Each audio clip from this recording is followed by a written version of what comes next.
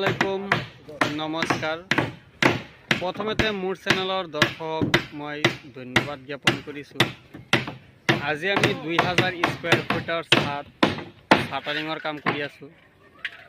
শাটাৰিঙৰ কাম আমি এক সপ্তাহৰ ভিতৰত শেষ কৰিম।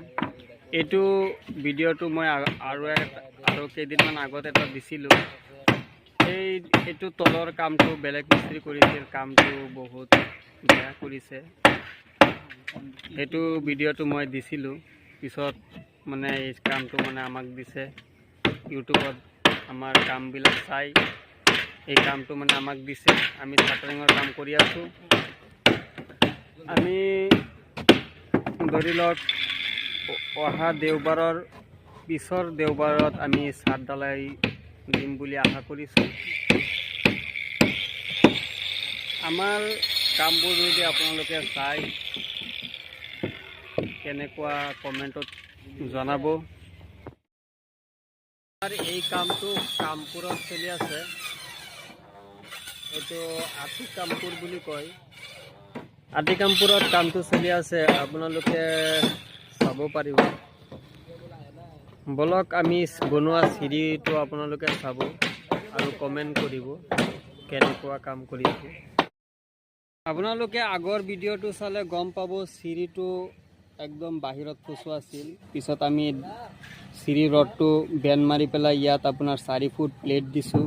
প্লেট দি পেলাই আমি খুটখুটিকেইটা বনাইছোঁ। বনোৱাৰ পিছত মই কৈছিলোঁ 3টা ষ্টেপত মানে চিৰিটো হ'ব। এইটো ধৰি লওক প্ৰথমটো ষ্টেপ, পিছত এইটো এটা প্লেট, এইটো প্লেট হৈ গ'ল। প্লেট হোৱাৰ পিছত আকৌ আৰু এটা ষ্টেপ, ইয়াত আপোনাৰ 6টাই খুটখুটি আছে। ইয়াৰ পিছত আপোনালোকে চাওক, ইয়াৰ পৰা আকৌ চদত উঠিব। ইয়াত ঢালাইটো যিমান আছে 4 ফুট আছে। এই ভীমটো আপোনালোকে ভাবিব যে এই ভীমটো আমি ওপৰত কিয় দিছোঁ।